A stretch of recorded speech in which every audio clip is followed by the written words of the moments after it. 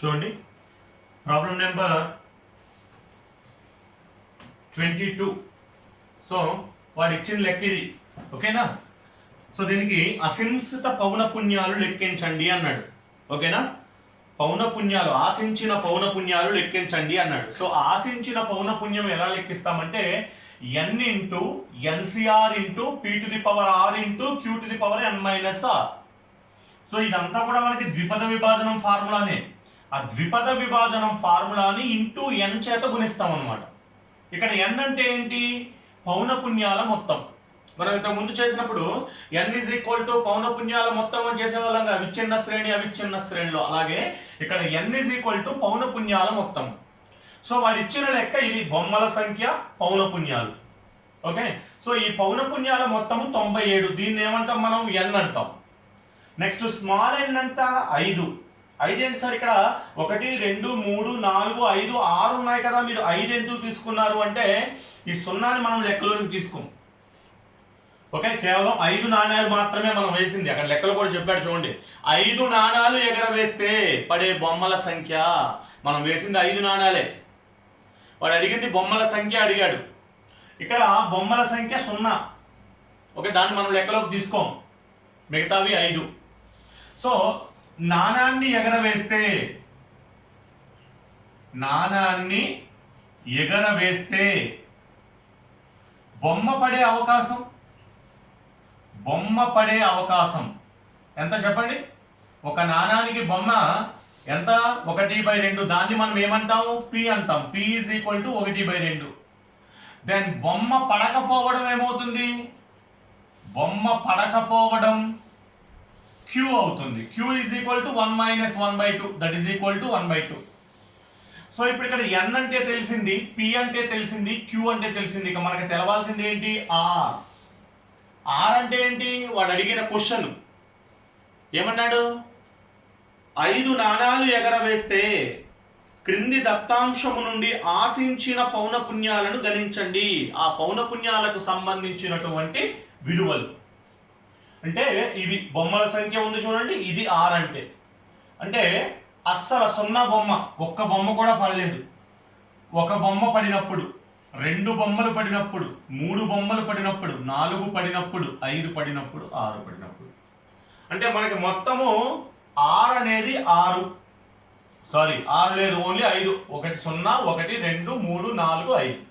అంటే ఇక్కడ ఒక్కొక్కసారి ఒక్కొక్క r తీసుకుంటాం అనమాట. ఒక్కొక్కసారి ఇక్కడ r అన్నప్పుడు ఫస్ట్ 0, మళ్ళా r అన్నప్పుడు 1, మళ్ళా r అన్నప్పుడు 2. సేమ్ ద్విపద విభాజనం చేశాం కదా.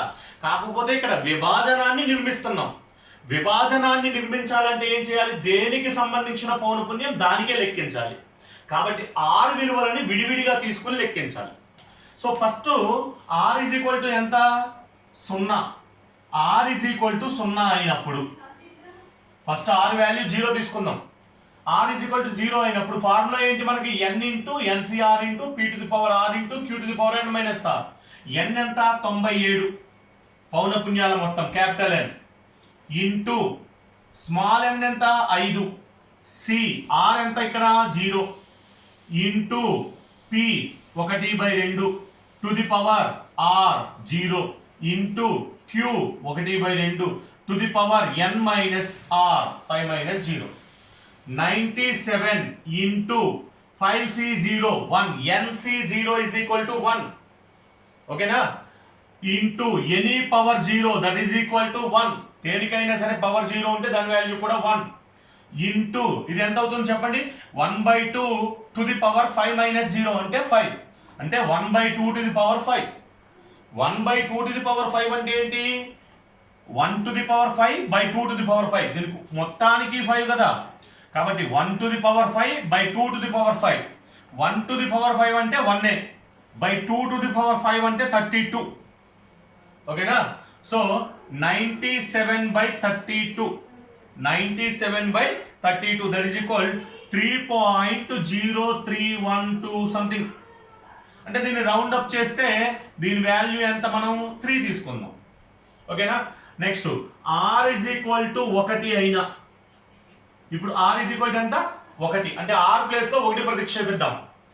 n 97 into NCR into P to the power R into Q to the power N minus R, 5 minus 1.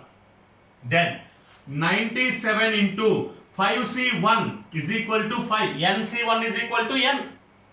Okay, మీకు ప్రస్తావనలు చెప్పినప్పుడు చెప్పాను కదా, NCN is equal to N, NC1 is equal to N, or NC0 is equal to 1.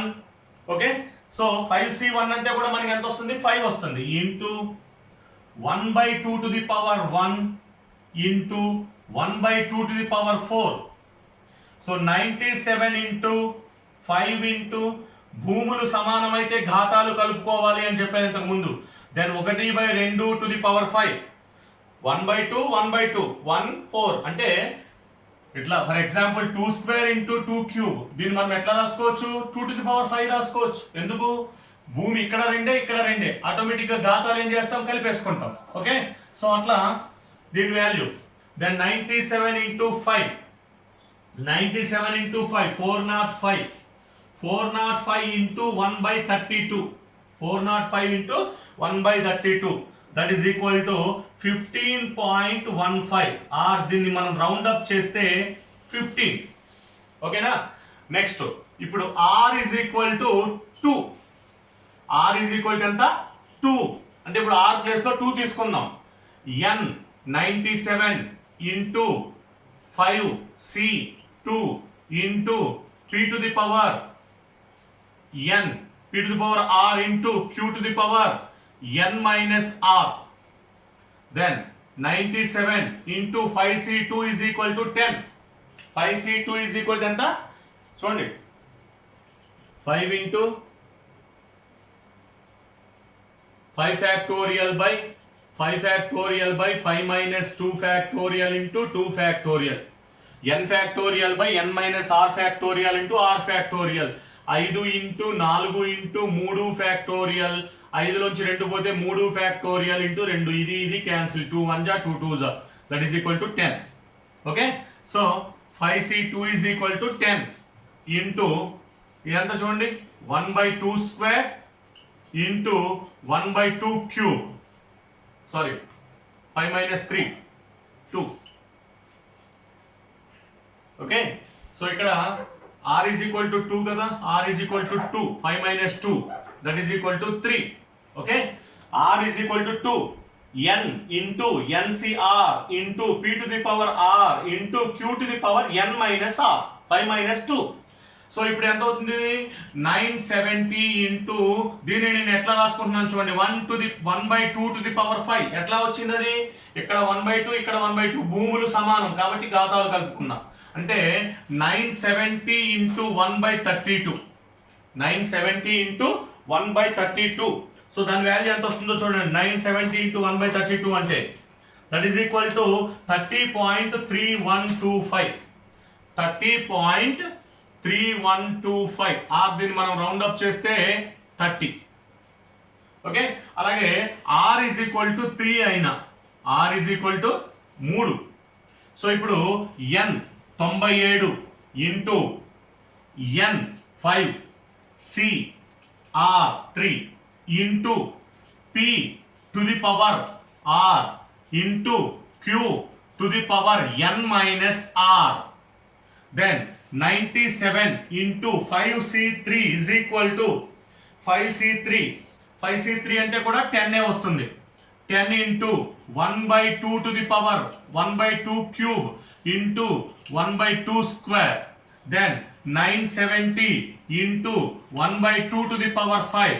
Then 970 into 1/32, that is equal 30.3125 or 30.